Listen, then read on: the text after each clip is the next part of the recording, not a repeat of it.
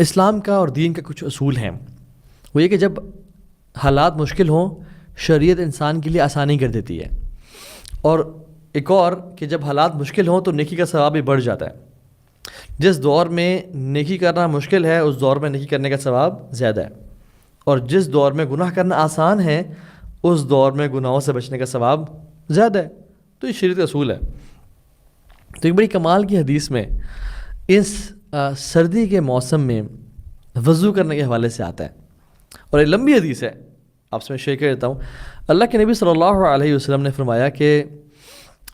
3 destructive گناہ ہیں، انسان کو تباہ کر دیتے ہیں، اور 3 ایسی کوالٹیز ہیں جو انسان کو نجات دے دیتی ہیں، اور 3 ایسے اعمال ہیں جو انسان کے درجات میں بلندی کا باعث بنتے ہیں۔ تو پہلے کا جو 3 تباہ کر دینے والے گناہ ہیں وہ کون کون سے ہیں؟ گریڈ، لالچ، جو جس کو اوبے کیا جائے، مال کی لالچ، شہرت کی لالچ، فیم کی لالچ، فلاں کی جیب میں کیا ہے، فلاں کی لالچ۔ دوسرا ومز دیٹ آر فالوڈ، خواہشات جن کو فالو کیا جائے، گناہوں کی خواہشات، جو دل چاہ رہا وہ کرنا۔ اور تیسری چیز اے مین بینگ امپریسڈ بائی ہمسیلف، انسان اپنے آپ سے بڑا امپریسڈ ہو کہ میں بڑی کچھ ہوں، اور یہ سب سے بدتر ہے، یعنی تیسری میں سے۔ اور اللہ کے نبی صلی اللہ علیہ وسلم نے فرمایا کہ جو سیلویفک ورچوز ہیں، جو نیکیاں جو انسان کو نجات دیتی ہیں، وہ پتہ کیا ہیں؟ عدل کرنا غصے اور پلیجر کے ٹائم میں، پہلی چیز تو یہ ہے جسٹس قائم کرنا، چاہے غصہ ہو یا انسان خوشی کے موقع پہ ہو۔ دوسرا moderation in wealth and poverty, جب مال ہے تب بھی میانہ روی، اور جب غربت ہے تب بھی میانہ روی۔ اور تیسرا اللہ اکبر، فیئرنگ اللہ سبحانہ وتعالیٰ in public and private, public اور پرائیویسی میں اللہ کا خوف۔ یہ تو 3 وہ اعمال ہیں جو کہ، اور اللہ کے نبی صلی اللہ علیہ وسلم نے اس حدیث میں ایک اور چیز بتائی کہ کچھ ایکسپیشنز بھی ہیں، یعنی کچھ ایسے اعمال بھی ہیں جو کہ انسان کے گناہوں کو معاف کر دیتے ہیں، اور اس کے بعد وہ اعمال بتایا جو جنت میں درجات کی بلندی کے باعث بنتے ہیں۔ تو اب فرمایا جو گناہوں کی معافی کا سبب بنتے ہیں نا گناہ،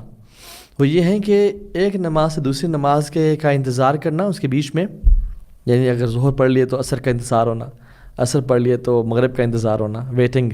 سبحان اللہ، waiting for prayer is worship itself. اور جو دوسرا عمل ہے جو کہ گناہوں کی معافی کا باعث بنتا ہے، اور یہ جو عمل ہے صرف ونٹرز میں کیا جا سکتا ہے، وہ یہ ہے کہ ٹھنڈے پانی سے وضو کرنا۔ انسان کے ویسے بھی وضو کرنے سے گناہ معاف ہوتے ہیں، بٹ ٹھنڈے پانی سے وضو کرنے سے وہ گناہ معاف ہوتے ہیں جو ویسے نہیں ہوتے، جو اللہ تعالیٰ معاف کرنا چاہے۔ اور تیسرا پیدل چل کے جانا فار نماز باجماعت، تو یہ ونٹرز میں اچیو کیا جا سکتا ہے۔ So I am not recommending you guys کہ آپ پانی کو ٹھنڈا کر لیں یا پانی ٹھنڈا رکھیں، یہ دین میں ایسا کوئی اصول نہیں ہے کہ ایک چیز اویلیبل ہو تو اس کو جبراً زبردستی اپنے لیے مشکل بنایا جائے۔ لیکن کبھی کبھی ہوتا ہے کہ پانی گیزر آن نہیں ہوتا، پانی گرم نہیں ہوتا، یا کچھ لوگ کے فائنینشیل حالات ایسے ہوتے ہیں کہ وہ گیزر آن کر کے نہیں سو سکتے، تو ٹھنڈے پانی سے وضو کرنا یہ گناہوں کی معافی کا بہت بڑا سبب ہے۔ اور وہ اعمال جو انسان کو درجات میں بلندی کا باعث کرتے ہیں وہ یہ کہ غریبوں کو کھانا کھلانا، سلام کو عام کرنا، اور پیسفل رہنا۔ اور تیسری مسلمانوں سے پیسفل رہنا، کفار جو جنگ کے حالات میں ان کے ساتھ نہیں ڈیفینیٹلی۔ اور تیسری چیز وہ یہ کہ رات کو نماز پڑھنا جو لوگ سو رہے ہوں، یہ چیز درجات میں بلندی کا باعث ہے۔ So the caution is don't burden yourself intentionally, rather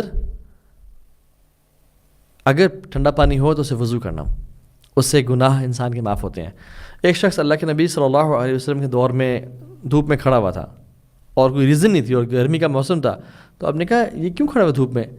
تو لوگوں نے کہا کہ اس نے اللہ سے اوتھ لی اور وعدہ کیا ہے کہ میں دھوپ میں کھڑا ہو کے فلاں فلاں کام جو کیا تھا اس نے۔ تو اللہ کے نبی صلی اللہ علیہ وسلم نے کہا کہ توڑو اپنا یہ اوتھ، اللہ تعالیٰ کو ایسے اوتھ کی ضرورت نہیں ہے۔ تو ایسے اوتھ لینا نا، ایسے اپنے پہ جو مشقت، جو آج کل کے تھوڑے ڈیوینٹ صوفیاء ہیں، سردیوں میں کپڑے کم سے کم پہننا اور گرمیوں میں اپنے پہ چادریں اور رضائیاں ڈال کے رکھنا کہ ہم اپنے نفس کو چل رہے ہیں، یہ اسلام اس کا مطالبہ نہیں کرتا۔ ہاں، انسان لگژریز سے تھوڑا اوائڈ کرے، ایک سمپل سادہ لائف اسٹائل گزارے، وہ لگژریز کی طرف اٹریکٹ نہ ہوتا ہو اور نہ وہ مرغوب ہوتا ہو کسی انسان سے۔ اور تو ایک عظیم انسان کی نشانی ہے کہ وہ نہ خود دنیاوی لذتوں سے اور عیاشیوں سے مرغوب ہو، اور نہ وہ کسی اور کو مرغوب کرے، بٹ جو اللہ نے اس کو جو نعمتیں دی ہیں اس کو اللہ کی اطاعت اور فرمانبرداری میں استعمال کرے۔ اسی طرح سے عمرو بن عاص رضی اللہ تعالیٰ عنہ ایک لشکر کو لیڈ کر رہے تھے، اور رات ہو گئی، ٹھنڈا موسم تھا، صحرا کی سردی تھی، تیز ہوا تھی، اور جب فجر کے لیے اٹھے تو ہی ہیڈ اے ویٹ ڈریم،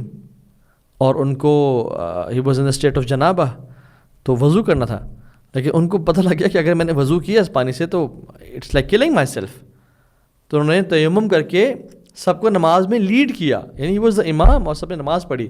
تو کچھ لوگوں کو جب پتہ چلا تو انہوں نے یہ کیا بات ہوئی، جنابت کی حالت میں آپ نے تیمم کیا اور ہمیں لیڈ کیا؟ تو اللہ کے نبی صلی اللہ علیہ وسلم کے پاس جب وہ پہنچے تو شکایت لگائی، تو اللہ کے نبی صلی اللہ علیہ وسلم نے پوچھا کہ عمرو بن عاص یہ باقی سچ ہے؟ انہوں نے کہا جی رسول اللہ، میں جنابت کی حالت میں تھا اور سردی بہت زیادہ تھی، میں تو اپنے آپ کو مار دیتا اگر اس پانی سے وضو کرتا میں، تو یہ میں نے تیمم کر کے نماز پڑھا دی سب کو۔ اور آپ نے کہا کہ یا رسول اللہ قرآن میں خود آتا ہے وَلَا تُلْقُوا بِأَيْدِيكُمْ إِلَى التَّهْلُكَةِ،